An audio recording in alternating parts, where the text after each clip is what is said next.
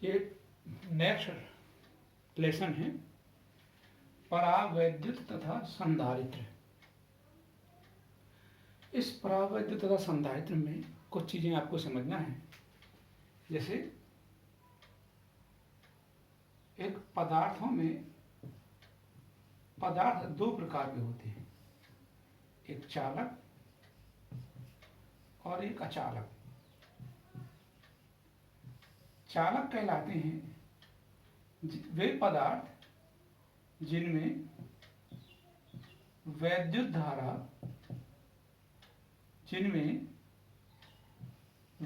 धारा सुगमता से बहती है।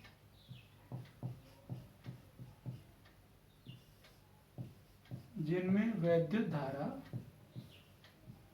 सुगमता से बहती है उन्हें चालक कहते हैं।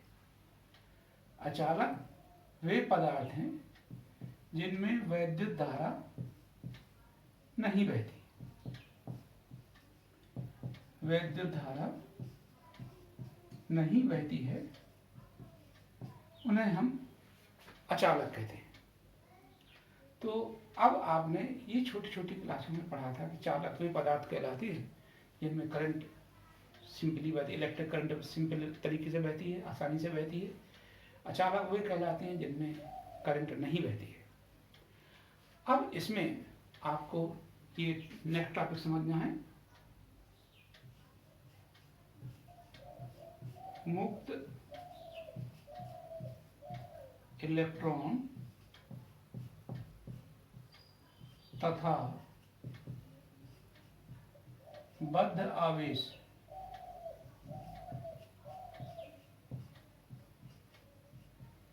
मुक्त इलेक्ट्रॉन तथा बद्ध आवेश।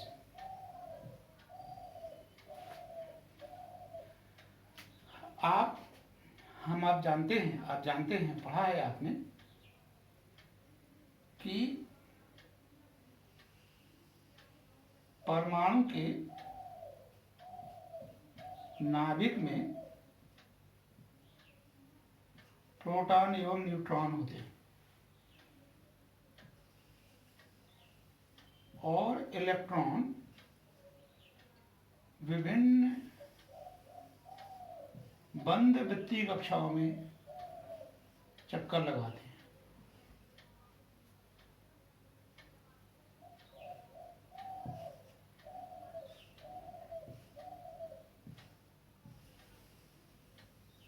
जैसे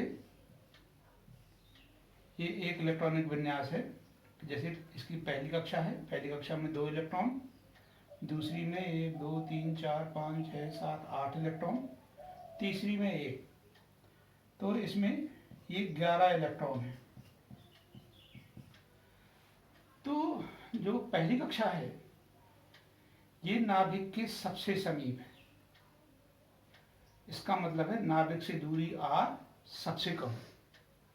तो जब नाभिक से दूरी r सबसे कम है तो पहली कक्षा में जो 2 इलेक्ट्रॉन हैं, कूलाम के नियम के अनुसार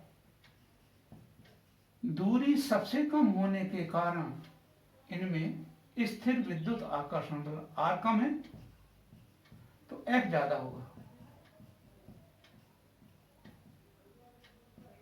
होगा, नाभिक धनावेशित होता है। तो जो पहली कक्षा है, पहली कक्षा में जो इलेक्ट्रॉन है इस पर आकर्षण बल प्रबल होता है, स्ट्रॉन्ग होता है।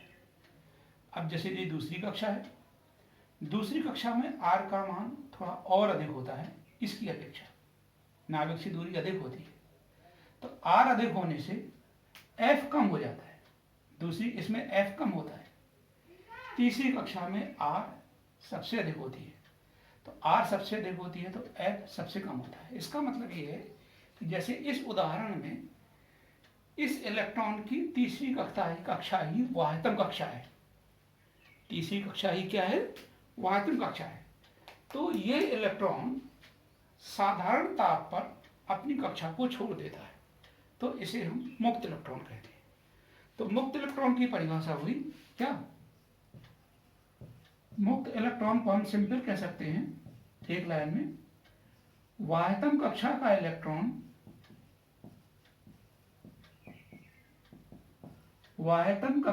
इलेक्ट्रॉन जो साधारण ताप पर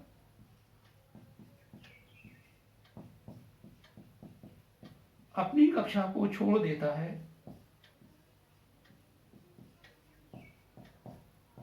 अपनी कक्षा को छोड़ देता है, मुक्त इलेक्ट्रॉन कहते हैं, मुक्त इलेक्ट्रॉन कहते हैं। और जब किसी परमाणु से इलेक्ट्रॉन अलग हो जाता है तो इसे हम बद्ध आवेश कहते हैं। और बद्ध आवेश, जैसे ये बद्ध आवेश है, ये बद्ध आवेश है, ये नाभिक है, ये इलेक्ट्रॉन अलग हो गया, ये नाभिक है, ये इलेक्ट्रॉन अलग हो गया, इस तरह से ये बद्ध आवेश है।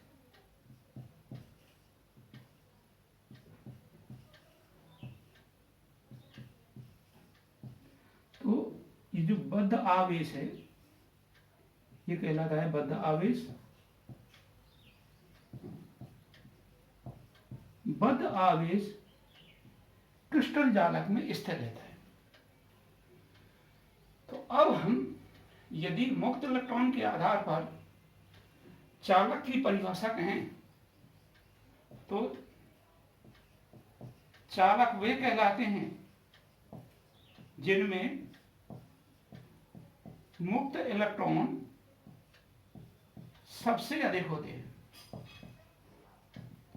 जिनमें मुक्त इलेक्ट्रॉन सबसे अधिक होते हैं। अचालक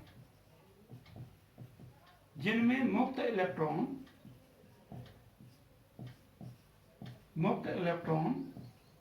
नहीं होते उन्हें हम अचालक कहते हैं। तो ये था मुक्त इलेक्ट्रॉन और बद्ध आवेश को। इसको थोड़ा बार बार समझोगे आप, और बार बार समझने के बाद इसको फिर आप लिखोगे। अब इसके बाद लिखोगे पहले चालक क्या कहलाता है, अचालक क्या कहलाता है, फिर मुक्त इलेक्ट्रॉन की परिभाषा, तत्पश्चात बद्ध आवेश की परिभाषा, और फिर मुक्त इलेक्ट्रॉन के आधार पर चालक कहलाते हैं जिनमें मुक्त इलेक्ट्रॉनों की संख्या सबसे अधिक होती है, वो चालक कहते हैं। जिनमें मुक्त इलेक्ट्रॉनों की संख्या नहीं होती है या नगण्य होती है वो अचालक कहलाते हैं। अब नेक्स्ट टॉपिक है इसी में परावैद्युत तथा वैद्युत ध्रुवण। नेक्स्ट टॉपिक है परावैद्युत तथा वैद्युत ध्रुवण। वैद्युत ध्रुवण किसे कहते हैं ये समझना है। तो जो अचालक पदार्थ होते हैं या कुचालक पदार्थ होते हैं, अचालक पदार्थों को परावैद्युत पदार्थ कहते हैं।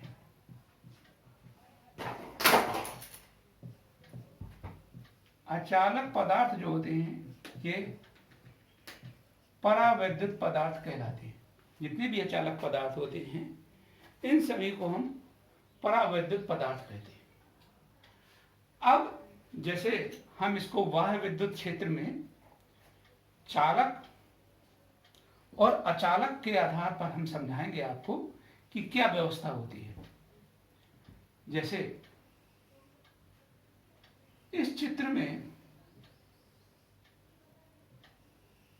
ये चालक है, चित्र 1 है, ये चालक है, ये बाह्य विद्युत क्षेत्र है।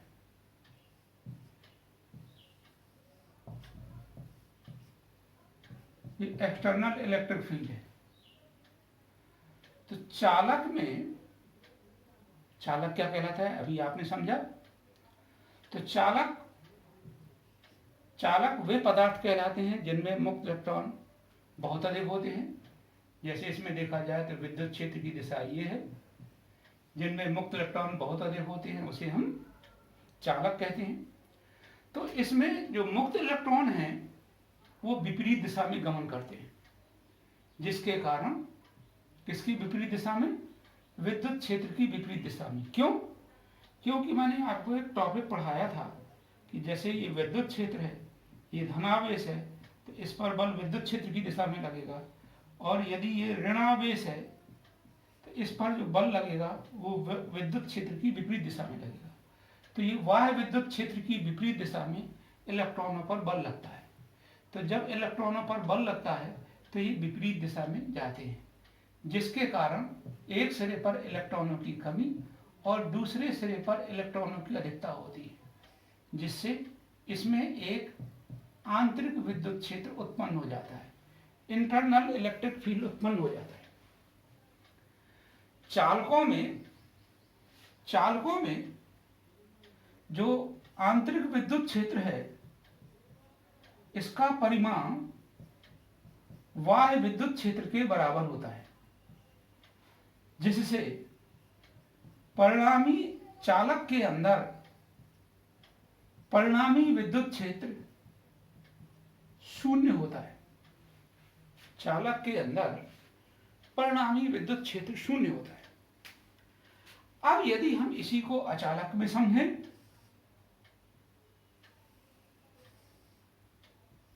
अचालक, जैसे अचालक पदार्थ है, चित्र 2 है,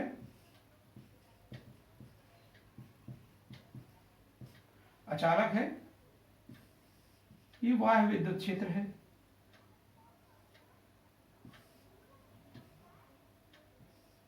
ये ईओ है, आउटर इलेक्ट्रिक फील्ड है,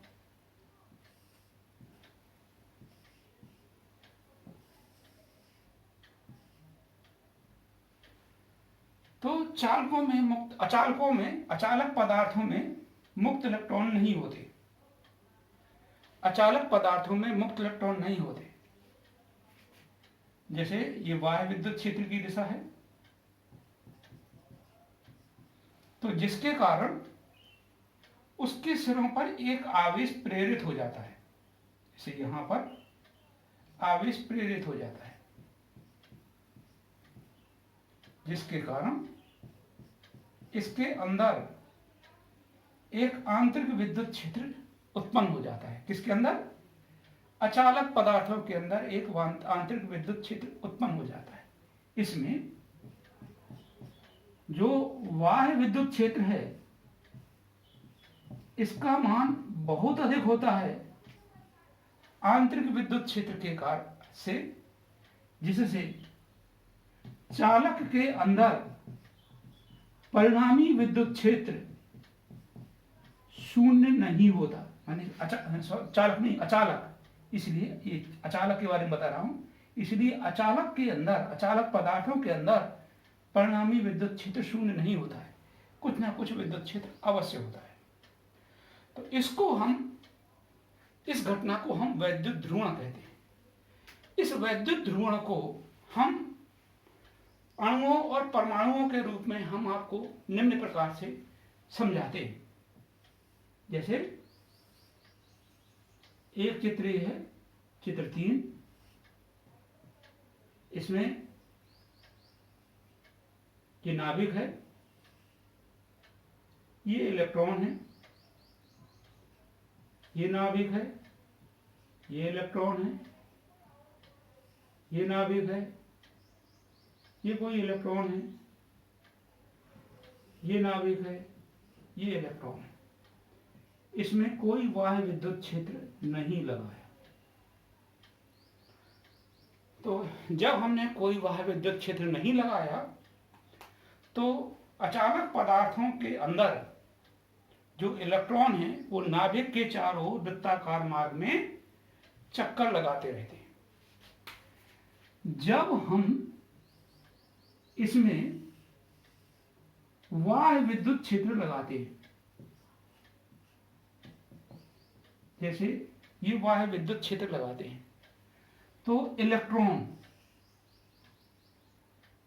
विद्युत क्षेत्र की विपरीत दिशा में, देखो आपने इलेक्ट्रॉन परबल विद्युत क्षेत्र की विपरीत दिशा में लगता है, तो इलेक्ट्रॉन विद्युत क्षेत्र की विपरीत दिशा में और नाभिक विद्युत क्षेत्र की दिशा में तनित होते हैं। जैसे हम इसको इस तरह से भी समझ सकते हैं, यदि हम ये चित्र न बनाए तो हम ऐसे भी समझ सकते हैं।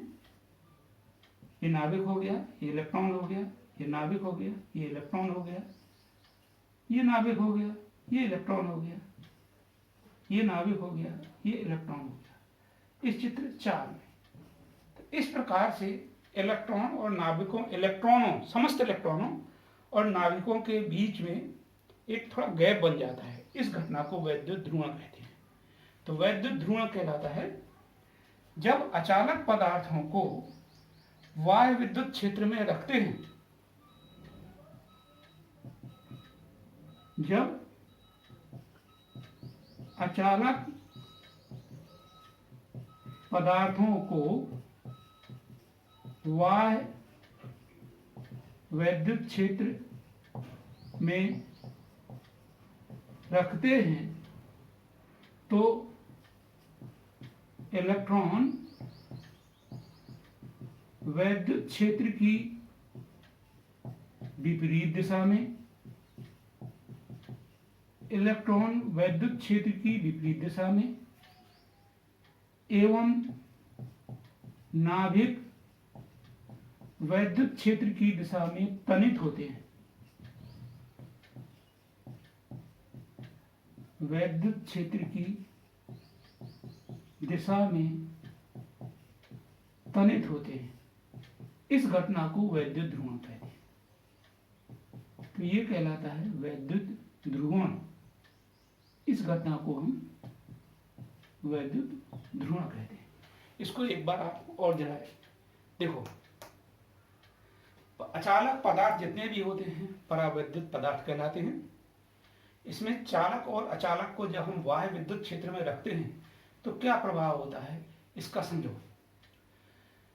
जैसे चालक है, चालक को जब हम बाह्य विद्युत क्षेत्र में रखते हैं तो इलेक्ट्रॉन विद्युत क्षेत्र की विपरीत दिशा में गमन करते हैं, जिसके कारण चालक के अंदर एक विद्युत क्षेत्र, आंतरिक विद्युत क्षेत्र EI उत्पन्न हो जाता है और आंतरिक विद्युत क्षेत्र का मान बाह्य विद्युत क्षेत्र के बराबर होता है और विपरीत है, जिसके कारण परिणामी विद्युत क्षेत्र शून्य होता है।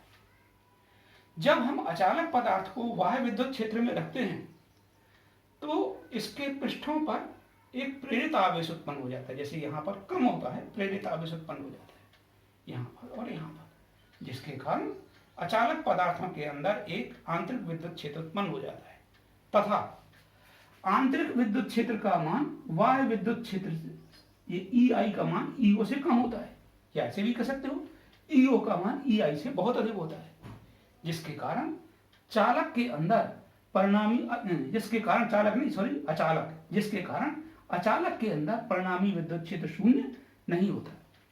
तो ये तो अचालक पदार्थ के आधार पर समझा है। अब इसी जो प्रेरित आवेश है इसको हम अणुओं और परमाणुओं के आधार पर भी समझ सकते हैं। जैसे इस चित्र को 3 और 4 में समझाने का प्रयास करता हूँ। जैसे इसी का एक परमाणु है, ये नाभिक है, ये इलेक्ट्रॉन है, ये नाभिक है, ये इलेक्ट्रॉन है, ये नाभिक है, ये इलेक्ट्रॉन है, ये नाभिक है, ये इलेक्ट्रॉन है। तो ये अचालक पदार्थ है। तो अचालक पदार्थ है तो इसमें मुक्त इलेक्ट्रॉन नहीं होते हैं। तो इलेक्ट्रॉन, जितने भी इलेक्ट्रॉन हैं सभी वृत्ताकार मार्ग में चक्कर लगाते हैं। जब इसको हम बाह्य विद्युत क्षेत्र EO में रखते हैं, जब इसे हम बाह्य विद्युत क्षेत्र EO में रखते हैं तो नाभिक धनावेश, नाभिक धनावेशित होता है, तो नाभिक विद्युत क्षेत्र की दिशा में और इलेक्ट्रॉन, जितने भी इलेक्ट्रॉन हैं सब विद्युत क्षेत्र की विपरीत दिशा में तनित होते हैं, खींचते हैं। इस घटना को वैद्युत ध्रुवण कहते हैं। जैसे वैद्युत द्विध्रुव आघूर्ण पढ़ा आपने, आवेश गुणा बीच की दूरी, तो जितना नाभिक पर धनावेश होगा उतना ही मुक्त इलेक्ट्रॉनों पर ऋण आवेश होगा, उनके बीच की दूरी खत्म होगी। तो इस घटना को हम वैद्युत ध्रुवण कहते हैं। तो अब इसके बाद आपको और समझाना बच्चों, अब हम आपको परावैद्युत पदार्थ को, परावैद्युत पदार्थ के अणुओं को 2 भागों में विभाजित करते हैं। एक होता है ध्रुवीय अणु, दूसरा होता है अध्रुवीय अणु। परावैद्युत पदार्थ के अणुओं को 2 भागों में विभाजित करते हैं। एक होता है ध्रुवीय अणु, एक होता है अध्रुवीय अणु। ध्रुवीय अणु, ध्रुवीय नहीं, ध्रुवीय अणु और अध्रुवीय अणु 2 भागों में विभाजित करते हैं, ध्रुवीय अणु और अध्रुवीय अणु। तो सबसे पहले ध्रुवीय अणु का उदाहरण समझाता हूं। जैसे HCl है और इसका है कार्बन डाइऑक्साइड CO2। HCl में जैसे H पर धनायन है, Cl पर उतना ही ऋण आयन है, और CO2 में C को एक धन, दो धन और एक ऑक्सीजन का ऋण और एक ऑक्सीजन का ऋण है। तो जितना धनावेश H में है उतना ऋण आवेश Cl में है, तो इन पर परिणामी आवेश शून्य है। जितना कार्बन पर दोनों धनावेश हैं उतना ही ऑक्सीजन के दोनों परमाणुओं पर ऋण आवेश है, तो अध्रुवीय अणु में भी परिणामी आवेश शून्य है। तो ध्रुवीय और अध्रुवीय अणु में पहला हो गया परिणामी आवेश शून्य होता है। इसमें भी परिणामी, अध्रुवीय में भी, अध्रुवीय अणु में भी परिणामी आवेश शून्य होता है। अब इसमें देखो H आयन और Cl आयन के बीच की दूरी अल्पतम होती है। जैसे HCl के बारे में पढ़ें तो HCl में H आयन और Cl आयन के बीच की दूरी अल्प होती है। तो इनमें धन आवेश और ऋण आवेश के केंद्र एक निश्चित दूरी पर होते हैं। जैसे H आयन Cl यानी एक निश्चित दूरी पर होती है और ये परस्पर संपाती होते हैं। दूसरा, इसमें एक निश्चित वैद्युत द्विध्रुव आघूर्ण होता है, क्योंकि वैद्युत द्विध्रुव आघूर्ण आवेश गुणा बीच की दूरी कहलाती है। तो आवेश इलेक्ट्रॉन के बराबर का ऋण आवेश है, उसमें ही एक इलेक्ट्रॉन के बराबर का धन आवेश है और बीच की दूरी अंतरा परमाणु दूरी है। तो एक निश्चित वैद्युत द्विध्रुव आघूर्ण होता है। इसमें वैद्युत द्विध्रुव आघूर्ण शून्य होता है। देखो इस ऑक्सीजन के परमाणु और इस C के कारण जितना वैद्युत द्विध्रुव आघूर्ण होगा, इस ऑक्सीजन और C के परमाणु इसके कारण जितना वैद्युत द्विध्रुव आघूर्ण होगा वो परस्पर विपरीत दिशा में है। वैद्युत द्विध्रुव आघूर्ण एक सदिश राशि होती है, तो ये परस्पर विपरीत दिशा में है, तो परिणामी वैद्युत द्विध्रुव आघूर्ण शून्य होता है। वैद्युत द्विध्रुव आघूर्ण की दिशा हम समझ चुके हैं कि धन आवेश से ऋण आवेश की ओर होती है। तो ऑक्सीजन किसे, कार्बन की ओर, ऑक्सीजन से कार्बन की ओर। तो इस पर परिणामी वैद्युत द्विध्रुव आघूर्ण शून्य होता है। इसमें एक निश्चित वैद्युत द्विध्रुव आघूर्ण होता है। तो ये हुआ ध्रुवीय और अध्रुवीय अणु में अंतर। बच्चों नेक्स्ट टॉपिक है वैद्युत ध्रुवण की परिभाषा। वैद्युत ध्रुवण क्या कहलाता है? तो अभी आपने इसके पहले वाले टॉपिक में समझा था, ये चित्र मैंने समझाया था कि बाह्य विद्युत क्षेत्र है, इसमें ये अणु है, तो ये अणुओं को, पराविद्युत पदार्थ के अणुओं को या अचालक अणुओं को, अचालक पदार्थ के अणुओं को बाह्य विद्युत क्षेत्र में रखते हैं। तो नाभिक माने धनावेश विद्युत क्षेत्र की दिशा में तनित होता है और ऋण आवेश माने इलेक्ट्रॉनों का कुल ऋण आवेश विद्युत क्षेत्र की विपरीत दिशा में तनित होता है। इस घटना को वैद्युत ध्रुवण कहते हैं। ये मैंने पिछले टॉपिक में समझाया, दोबारा समझो। जैसे मैंने समझाया, अचालक पदार्थों को पराविद्युत पदार्थ कहते हैं। तो अचालक पदार्थों को जब हम बाह्य विद्युत क्षेत्र में रखते हैं तो उसके नाभिक, अचालक पदार्थों के परमाणुओं के नाभिक विद्युत क्षेत्र की दिशा में तनित होते हैं और सभी इलेक्ट्रॉन विद्युत क्षेत्र की विपरीत दिशा में तनित होते हैं। इस घटना को वैद्युत ध्रुवण कहते हैं। तो इस टॉपिक से आपने ये समझा कि जब हम बाह्य विद्युत क्षेत्र का मान बढ़ाएंगे तो नाभिक और इलेक्ट्रॉनों के बीच की दूरी बढ़ेगी, माने वैद्युत ध्रुवण बढ़ेगा। तो बीच की दूरी बढ़ेगी माने बीच की दूरी का जैसे वैद्युत द्विध्रुव आघूर्ण बराबर होता है P बराबर होता है Q इंटू 2L। तो जब EO का मान बढ़ाओगे या E का मान बढ़ाओगे, बाह्य विद्युत क्षेत्र का मान बढ़ाओगे, E कह सकते हो EO को, E बढ़ाओगे तो 2L बढ़ेगा। 2L कहलाती है धन आवेश और ऋण आवेश के बीच की दूरी। 2L बढ़ेगा तो P बढ़ेगा। तो इससे निष्कर्ष निकला, सिंपली निष्कर्ष निकला क्या कि अचालक पदार्थों पर जब हम बाह्य विद्युत क्षेत्र की तीव्रता का मान बढ़ाते हैं तो उनके अणुओं का वैद्युत द्विध्रुव आघूर्ण बढ़ता है। अर्थात वैद्युत द्विध्रुव आघूर्ण बाह्य विद्युत क्षेत्र की तीव्रता के अनुकमानुपाती होता है। जितनी ही तीव्रता का मान बढ़ाओगे उतना ही वैद्युत द्विध्रुव आघूर्ण बढ़ता चला जाएगा। तो ये कहलाता है। तो इससे निष्कर्ष निकलता है कि जो वैद्युत द्विध्रुव आघूर्ण है वो विद्युत क्षेत्र के अनुक्रमानुपाती होता है। माना प्रत्येक अणु का वैद्युत द्विध्रुव आघूर्ण P और बाह्य विद्युत क्षेत्र E है।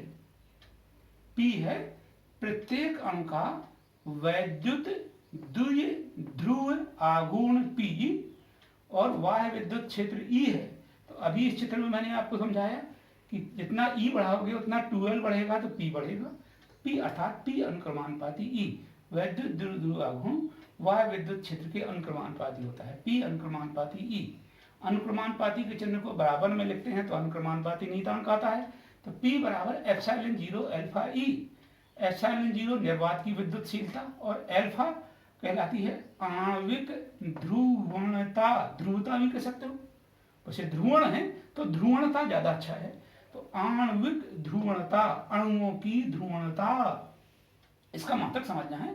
तो P का मात्रक बटे एप्सिलॉन 0 इंटू ई का मात्रक। P का मात्रक कूलाम मीटर, P बराबर Q इंटू 2L होता है। एप्सिलॉन 0 का मात्रक हम यहाँ से निकालेंगे कूलाम के नियम से। F बराबर 1/4 पाई एप्सिलॉन 0 Q1 Q2 बटे R स्क्वायर।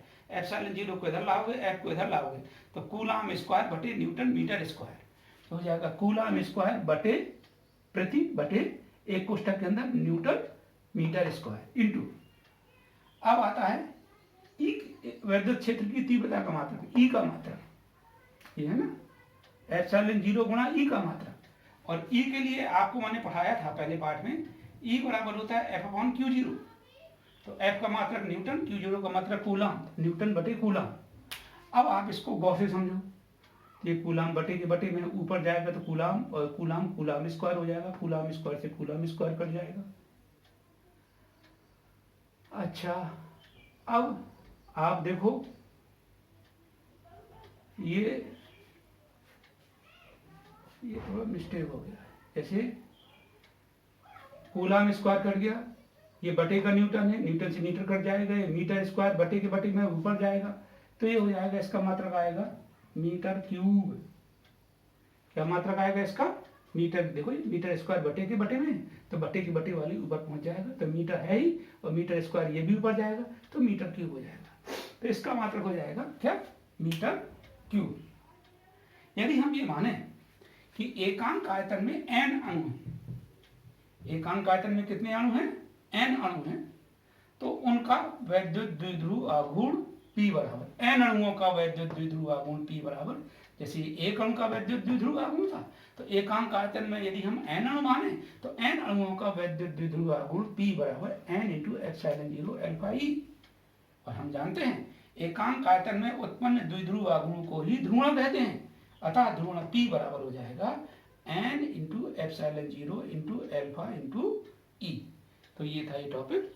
अब नेक्स्ट टॉपिक आपको फिर बताएंगे।